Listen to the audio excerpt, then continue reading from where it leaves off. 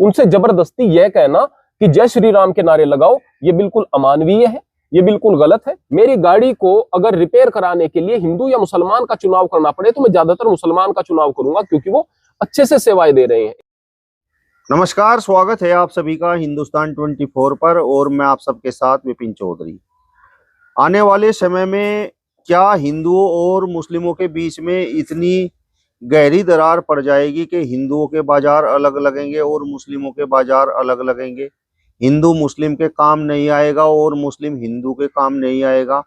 मैं ऐसा इसलिए कह रहा हूं क्योंकि सोशल मीडिया पर एक वीडियो इस समय बड़ा तेजी से वायरल हो रहा है, जिसे उत्तराखंड की राजधानी देहरादून का बताया जा रहा है, जिसमें काली सेना नाम के कुछ सदस्य जो बाजार लगा हुआ है उसे सनातनी हाट का नाम दिया है और वहां पर मुस्लिमों का प्रवेश बिल्कुल वर्जित कर दिया है।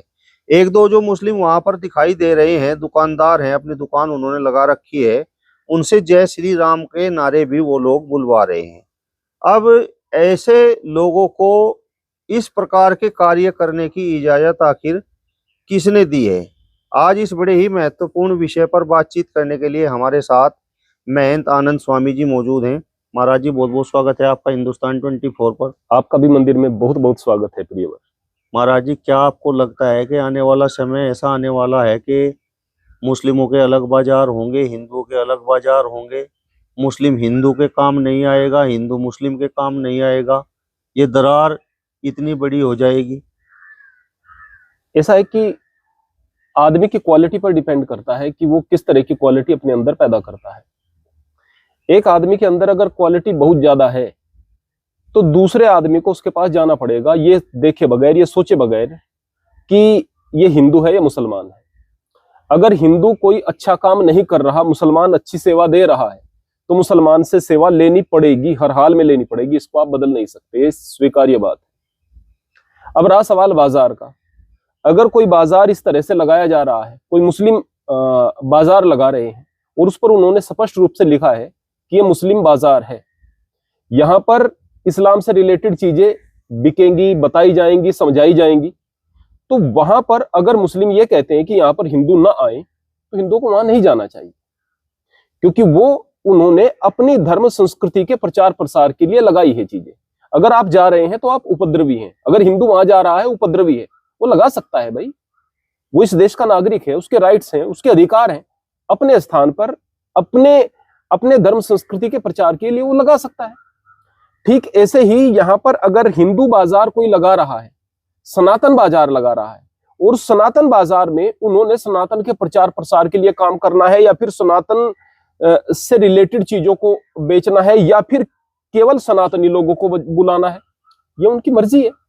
अगर वो मुस्लिम के स्थान पर सनातन बाजार लगाएं, जबरदस्ती कोई करे, तो गलत बात। एक गलत बात तब हो जाती है, जैसे कि नाहिद हसन जी हैं हमारे समाजवादी से, उन्होंने स्पष्ट रूप से, सबने देखा था, एक वीडियो वायरल हुआ था उनका, उन्होंने कहा था कि मुस्लिमों, हिंदुओं के यहां से कोई भी चीज नहीं खरीदनी है, हर एक चीज मुसलमानों के यहां से आपको खरीदनी है। वो वीडियो स्पष्ट रूप से वायरल हुआ था, उसका तो किसी ने विरोध नहीं किया था, वो तो सबको समरसता की बात लगी थी। वो बात गलत थी, वो बात गलत थी। अगर कोई हिंदू इस बात को कह रहा है कि केवल हिंदू से ही चीजों को आप खरीदो, मुसलमान का बाइकआउट करो, ये बात गलत है, क्योंकि आप पूरे बाजार के लिए ये बात कह रहे हैं। और अगर आप ये बात कह रहे हैं कि मैं सनातन बाजार लगा रहा हूं और वो सनातनी बाजार है, और वो स्पष्ट रूप से बात है, नाम से पता है कि भाई ये सनातनी हाट है, ये हिंदू हाट है, ये हिंदू बाजार है ना। अब यहां पर मुस्लिमों का प्रवेश अगर वर्जित है तो इसका मतलब यह नहीं है कि यह कहा जा रहा है कि मुस्लिम से कोई सेवाएं न लो। ऐसा नहीं कहा जा रहा मुस्लिम से नफरत करो। अरे भाई, वहां हिंदुत्व से जुड़ी हुई बहुत सारी चीजें हो सकती हैं कि ऐसी हों जो कि मुसलमानों को पसंद ना आए, या फिर कोई इस्लामिक बाजार लगा रहा है, वहां पर ऐसी भी चीजें हो सकती हैं जो कि हिंदुओं को नापसंद हो। मान लिया कोई इस्लाम की शिक्षा दे रहा है ना, वो कुरान की शिक्षा दे रहा है, और वो ये चाहता है कि यहां पर हिंदू ना आए, तो हिंदू को वहां क्यों नहीं जाना चाहिए? जैसे कि कुरान में सूरह अल बकरे में शुरुआत में ही यह आता है कि एक गाय को जबह करो, गाय को काटो। कैसी गाय? कि वो भूरी ना हो, काली ना हो, वगैरह वगैरह, इस तरह से बताई गई है कि ऐसी ऐसी गाय होनी चाहिए, अच्छी होनी चाहिए, न मोटी हो न पतली हो, अब इसको जबह करो। वहां से गाय से उनका मतलब बछड़े से है, ऐसा भी कहा जाता है, पर गाय हो या बछड़ा, अब वो शिक्षा अगर वहां पर दी जा रही होगी तो हिंदुओं को तो बुरा लगेगा ना भाई। तो हिंदू वहां किस लिए जाए, है ना। हाँ, वो अपने धर्म के लिए कर रहे हैं, फिर कोई बात नहीं, फिर दिक्कत की बात नहीं है, वो अपने धर्म के हिसाब से करें, आप अपने धर्म के हिसाब से करें, है ना। यहां पर अगर हम इस बात को ऐसे समझ रहे हैं कि कोई मुस्लिम केवल अपना आयोजन अपने तरीके से कर रहा है और वो हिंदू विरोधी है, बिल्कुल गलत बात। वो अपना आयोजन अपने तरीके से करे, उनका राइट है, हिंदू का राइट है कि वो अपना आयोजन अपने तरीके से करे। लेकिन कुछ तथाकथित सेकुलर लोगों को यह बात हजम ही नहीं होती। वो कहते हैं कि इससे तो देश में समरसता खत्म हो जाएगी। कैसे खत्म हो जाएगी भाई? समरसता रखो, ये सोचो तुम्हारा धर्म तुम्हारे साथ, हमारा धर्म हमारे साथ, हमारा धर्म हमारे साथ, तुम्हारा धर्म तुम्हारे साथ, ये बात सोचो ना। उनकी मान्यता है, वो जो कुछ कर रहे हैं अपनी मान्यता के हिसाब से कर रहे हैं, वो उनकी मान्यता है ना। अगर वो पाप कर रहे हैं तो उसके पाप को परमात्मा देख रहा है, अगर हम पाप कर रहे हैं हमारे पाप को परमात्मा देख रहा है। आप आपस में क्यों लड़ते हो? अपनी अपनी मान्यताओं के साथ में एक दूसरे के साथ प्रेम से रहे, ये तरीका होना चाहिए। बात बात पर अगर हम इसको ऐसे लेकर जाएंगे, नफरत फैलाई जा रही है, नफरत हो रही है, तो ये मीडिया वालों की गलती है, ये उनकी छोटी सोच की गलती है। बारीकी को समझो, बारीकी को समझो। या फिर मुझे इस बात को बताओ कि जब कुरान की कोई यहां पर शिक्षा दे रहा हो और ये बात बताई जा रही हो कि इस प्रकार से गाय काटनी है, वहां पर हिंदू बैठा हुआ है, क्या उसको बुरा नहीं लगेगा? लगेगा। तो जाहिर सी बात है हिंदू को वहां नहीं जाना चाहिए, नहीं जाना चाहिए। तो इस बात को समझो भाई, हर चीज को ऐसे मत देखो। हम इस बात को समझे हम कहां पर खड़े हैं, इसलिए हमें कोई बात नहीं करनी है कि ये बात हमारी दूर तक चली जाए, हमारी प्रसिद्ध हो जाए। इस बात को देखो कि जब नाहिद हसन ने कहा था कि ये जो हिंदू हैं इनके पास से कोई चीज नहीं खरीदनी, तब हमने कितना उसको कवरेज में लेकर के आए थे, कितना हमने उसको प्रचारित किया था। नहीं प्रचारित किया था ना, वो बात गलत थी। इस तरह की चीजें नहीं होनी चाहिए। और अगर इस तरह की चीजों पर आ जाए, मान ले नाहिद हसन जी की बात मान ले, जैसा कि उन्होंने कहा था, मान ले इस बात को करके देखो। इस बात को मुसलमान केवल मुसलमान को सेवा देगा और वहीं से चीजें खरीदेगा, मुसलमान खत्म हो जाएगा देश के अंदर से। जिस दिन हिंदू हिंदू से काम लेना शुरू कर दे और मुसलमान मुसलमान से काम लेना शुरू कर दे, गोली नहीं चलेगी, लड़ाई नहीं होगी, मुसलमान खत्म हो जाएगा। आज भी अगर वक्फ बोर्ड को छोड़ दें, मुसलमानों के पास इस देश में प्रॉपर्टी के नाम पर, जमीन के नाम पर बहुत ज्यादा चीजें नहीं है। भूस्वामी ज्यादातर यहाँ पर हिंदू ही है ना। जो मेन जमीन पर आधिपत्य है वो हिंदुओं का ही है, बड़ी संख्या में हिंदू ही है। हिंदू हिंदू के साथ व्यवहार करके काम चला लेगा, मुसलमान मुसलमान के साथ चला लेगा क्या?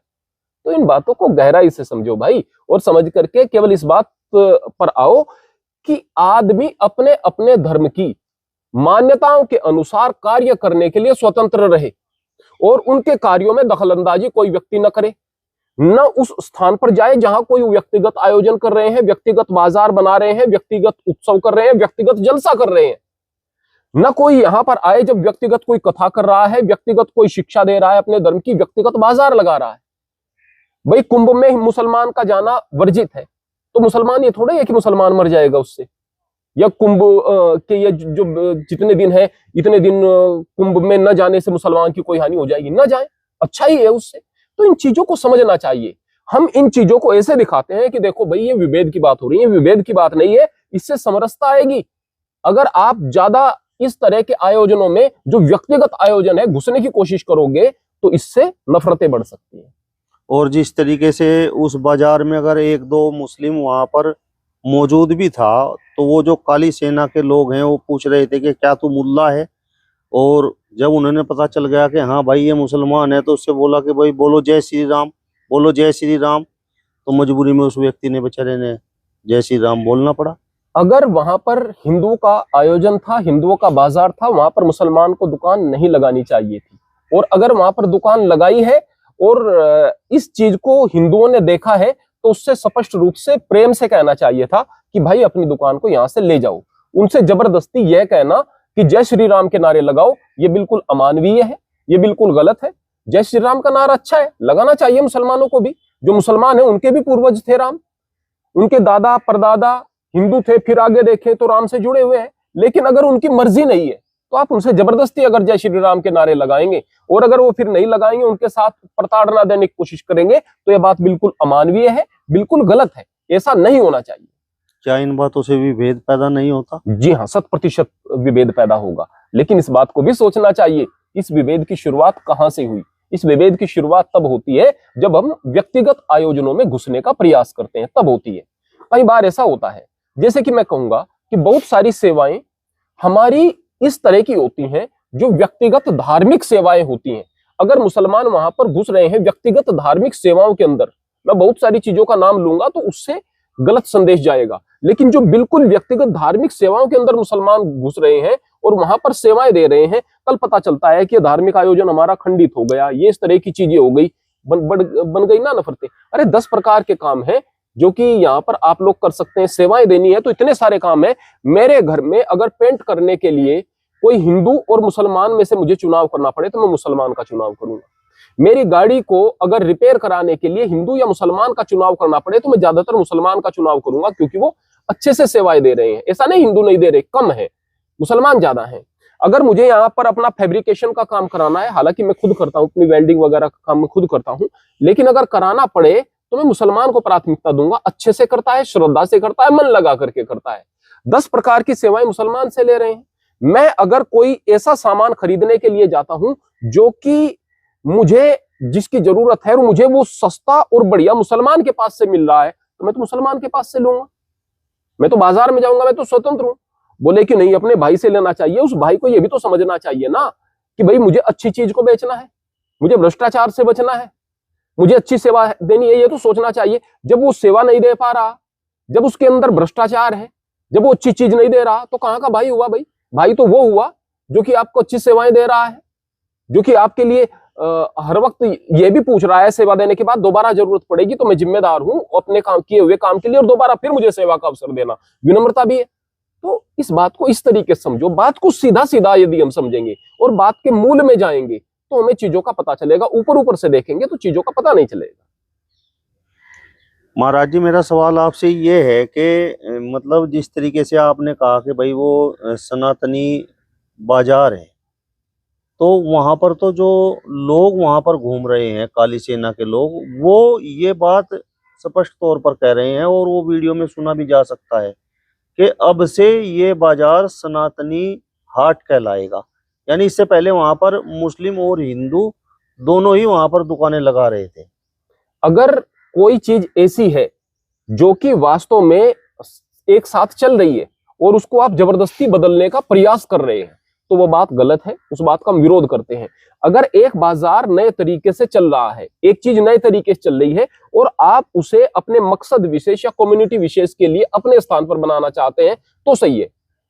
इस चीज को समझो। अगर कोई चीज पहले से चल रही है और जबरदस्ती आप किसी चीज को हटाना चाहते हैं, बिल्कुल गलत, और ना ही इस तरीके से आपका सनातन बढ़ेगा और ना ही आपकी इज्जत बढ़ेगी। इससे आप लोग मिट्टी में मिल जाओगे, आपका नुकसान होगा। महाराज जी, जिस तरीके से वहां पर उस बाजार में काली सेना के लोगों ने उस मुस्लिम नौजवान से जय श्री राम के नारे लगवाए, अगर यही काम कोई मुसलमान किसी हिंदू के साथ कर देता और उससे अल्लाहू अकबर के नारे लगवा देता और इसी प्रकार से उसका वीडियो वायरल हो जाता, तो फिर क्या होता? अभी सोचते हैं कि उससे हिंदू एक साथ हो जाते, कुछ इस तरह की बात सोचेंगे। मेवात में बहुत सारे हिंदुओं को मार दिया गया था। कहाँ एक हो गए थे हिंदू? क्या हुआ था? कुछ भी तो नहीं हुआ था। अभी एक वीडियो वायरल हो रही है, मैं उसको दिखा भी सकता हूं। वहां पर एक हिंदू लड़का है मुस्लिम बाहुल्य क्षेत्र में, उसके घर में मांस फेंका जा रहा है, उसको अपशब्द कहे जा रहे हैं, उसको कहा जा रहा है कि तू यहाँ से भाग जा वरना तुम्हारे साथ ऐसा होगा वैसा होगा। क्या कर लिया हिंदुओं ने? कुछ भी तो नहीं कर पाए। मेरा कहने का मतलब है, हमें ऐसा लगता है कि हिंदू बहुत कुछ कर देते, कुछ नहीं करते।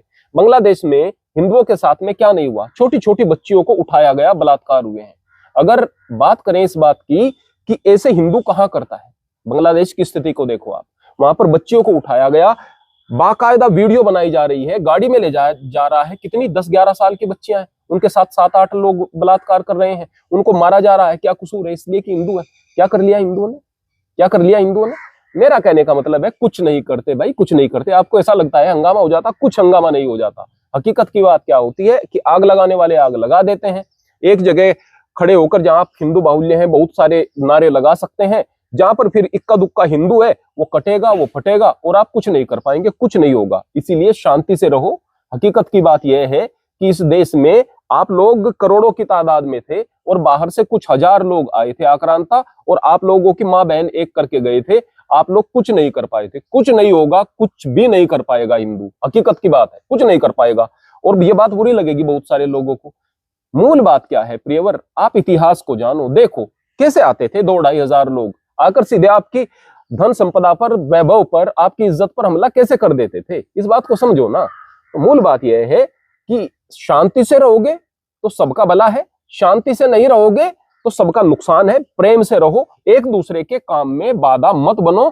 गलत काम कोई कर रहा है व्यक्तिगत स्तर पर जिससे दूसरे व्यक्ति को नुकसान नहीं हो रहा है, उसको परमात्मा देखने वाला है। आपके साथ जो अच्छे से व्यवहार कर रहा है उस बात को समझो। इस प्रकार के वीडियो जब वायरल होते हैं तो आपको नहीं लगता कि फिर आपस में एक तरह से तनाव और भेद पैदा होता है, और वही बात खासकर हिंदुओं के दिमाग में बैठ जाती है कि भाई देखिए ये तो मुस्लिम समाज के लोग हैं और इन्हें बाजारों में जगह नहीं देनी चाहिए, और जो बाजार वगैरह लगते हैं तो इनकी दुकान नहीं लगनी चाहिए। मैं फिर यही बात कहूंगा कि मैंने तो यह भी देखा है कि हमारे गांव से, आसपास से जो भी कोई लोग बाग जाते हैं कुछ सब्जी वगैरह खरीदने के लिए, तो मुस्लिम से ज्यादा खरीद रहे हैं। इस बात के बावजूद खरीद रहे हैं कि उसको कई बार वीडियो वायरल हुई है कि वो गटर में उनको धो रहे हैं, गंदे पानी में धो रहे हैं, थूक भी लगा रहे हैं, ये चीजें भी वायरल हुई हैं, फिर भी खरीदते हैं। क्यों खरीदते हैं? क्योंकि वो साफ सुथरी और ताजी दिखाई दे रही है। एक बंदा है, उसने देवी की तस्वीर लगाई हुई है, श्री राम की तस्वीर लगाई है, धूप बत्ती लगाई हुई है, सब्जियां सड़ी हुई धरी है वहां पर। कौन खरीदेगा उन्हें? अब ये सोचेगा अगर ये गंदी भी है तो इनको हम धो लेंगे, कम से कम ताजी तो है ना। मेरा कहने का मतलब ये है कि आप क्वालिटी को रोक नहीं सकते, आप गुणवत्ता को रोक नहीं सकते। अगर किसी व्यक्ति के अंदर टैलेंट है आप उसे रोक नहीं सकते। हवाएं जोर कितना भी लगाएं आंधियां बनकर, मगर जो गिर के आते हैं वो बादल छा ही जाते हैं। अगर आपके अंदर क्वालिटी है तो आप दुनिया पर राज करोगे, आपके अंदर गुणवत्ता है तो आपको कोई रोक नहीं सकता है। ये जो बाजार लग रहे हैं, व्यक्तिगत बाजार लग रहे हैं, ये सनातन हाट है, ये दूसरी चीजें, इस तरह की जो चीजें लग रही हैं, ये हर जगह नहीं लग सकती, ये संभव ही नहीं है। जो चीज संभव ही नहीं है उसके बारे में क्या चिंता करना। मूल बात यह है कि आप ऐसा कर ही नहीं सकते, आप क्वालिटी को छोड़ ही नहीं सकते। क्या इस देश में मुस्लिम हाट भी लग सकती है और वहां पर हिंदुओं का प्रवेश वर्जित हो सकता है? ऐसी बहुत सारी चीजें हैं जहां पर कि हिंदुओं का प्रवेश लगभग वर्जित रहता है। ऐसी बहुत सारी चीजें होती हैं। अगर वहां पर ऐसा नहीं है कि हाँ उसको वर्जित किया गया है, ऐसा है कि वर्जित ऐसे ही रहता है, वो बाय डिफॉल्ट रहता है। लेकिन अगर यहां पर हिंदू 20% में रह जाएगा और मुस्लिम 60% में आ जाएगा, 70% में आ जाएगा, है ना, तो मैं ये कहूंगा, मैं लिख कर दे सकता हूं ये इस्लामिक राष्ट्र होगा, लिख कर दे सकता हूं। या फिर मुझे कोई इस बात के बारे में बहस कर सकता है बैठ करके कि इस्लामिक राष्ट्र नहीं होगा। डेफिनेटली इस्लामिक राष्ट्र होगा। और अगर कोई कहेगा कि नहीं होगा तो बांग्लादेश क्यों है इस्लामिक राष्ट्र? वो तो भारत का हिस्सा था। कहेंगे कि दुनिया में जहां पर मुस्लिम ज्यादा है वो इस्लामिक राष्ट्र है। बोले कि ये तो भारतवर्ष की अलग, बांग्लादेश भी तो भारत का हिस्सा है, पाकिस्तान भी तो भारत का हिस्सा है। आप तो केवल बात कह रहे हैं कि हाँ ऐसी चीजें हो सकती हैं क्या? ऐसा होगा कि डेफिनेटली ये इस्लामिक राष्ट्र होगा। और मैं फिर यही बात कहूंगा कि मुझे इस बात से बिल्कुल बहुत ज्यादा खुशी नहीं है कि यहाँ पर जो हिंदू है ये जो है हिंदू राष्ट्र ले ले। ये मेरे लिए खुशी की बात नहीं है, मेरे लिए बहुत ज्यादा खुशी की बात नहीं है। हिंदू राष्ट्र हो गया और मूर्ख लोग हुए तो फिर क्या करेंगे भाई? उन मूर्खों का क्या करेंगे? फिर तो जैसे चल रहा है वैसे ही ठीक है। जिस तरीके से आज की तारीख में पाखंडी गुरु दिखाई दे रहे हैं, ये लैट्रिन पेशाब खाने वाले अपने आप को बता रहे हैं और फक्र महसूस कर रहे हैं, जिस तरीके से गंदे गंदे काम कर रहे हैं और हिंदू इनको बाबा समझ रहे हैं, तो इस मूर्खता के राज से तो लाभ ही क्या होने वाला है।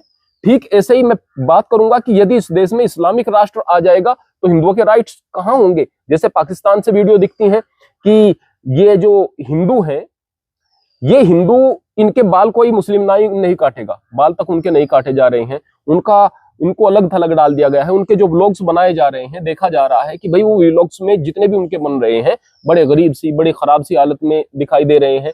हिंदू है, नाम क्या है कि मेरा नाम शहजाद है, नाम मेरा अब्बास है, जैसी नाम कह रहे हैं, लेकिन शहजाद, अब्बास, अब्दुल ये नाम है ना। यानी कल्चर भी उनका पूरे तरीके से वो लोग फॉलो नहीं कर पा रहे हैं। तो हकीकत को स्वीकार करो, जो आप कह रहे हैं ना, अगर यहाँ पर इतनी परसेंटेज में मुस्लिम आ जाएगा तो डेफिनेटली यहाँ पर न केवल बाजार अलग होंगे, चीजें अलग होंगी, बल्कि ये राष्ट्र ही इस्लामिक राष्ट्र होगा। और ऐसा होगा, ऐसा हर हाल में होगा, हर हाल में होगा।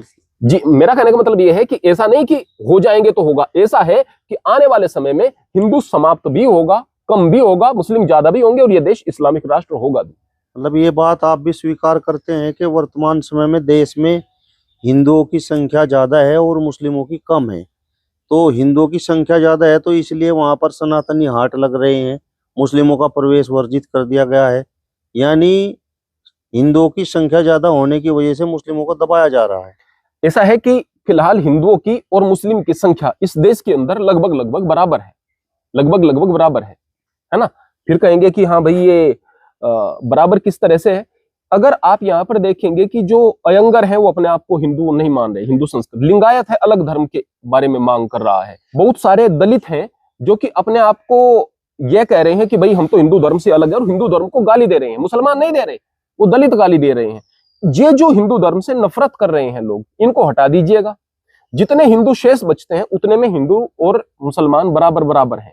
जब कोई दो शक्तियां बराबर में खड़ी हुई होती हैं, उस कंडीशन में दोनों का थोड़ा बहुत टकराव होता है, थोड़ा बहुत। जब एक शक्ति कमजोर हो जाती है तो वो शक्ति दबने लगती है।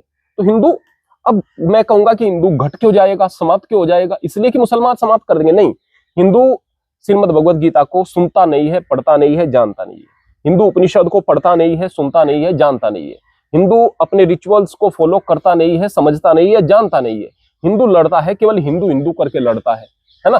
या फिर इनको कोई मूर्ख बाबा आ जाए, वो मूर्खता में इनको धकेल दे, बस उसको ये हिंदुत्व समझ रहे हैं, उस मूर्खता को समझ रहे हैं। जब कोई अपने किसी पेड़ को पानी नहीं देगा, वो पेड़ सूख जाएगा। अपने पशु को घास नहीं डालेगा, वो पशु मृत्यु के कगार पर पहुंच जाएगा। ठीक ऐसे ही जो हिंदू है, अगर वो अपने धर्म को जानेगा नहीं, समझेगा नहीं, और यही चीजें चलती रहेंगी, तो ये निश्चित रूप से कम हो जाएगा। उस वक्त कोई बाजार नहीं लगा पाएगा, कोई हाट नहीं लगा पाएगा। ये टकराव की स्थिति ये तब तक है जब आप बराबर शक्ति में हो, और कहने में आपको ऐसा लग रहा है कि आप संख्या में ज्यादा हैं, जबकि नहीं है। चलिए, तो महंत आनंद स्वामी जी को आपने सुना। फिलहाल इस वीडियो में बस इतना ही। अगली वीडियो में फिर आपसे मुलाकात होगी। तब तक बने रहिए हिंदुस्तान 24 के साथ। नमस्कार।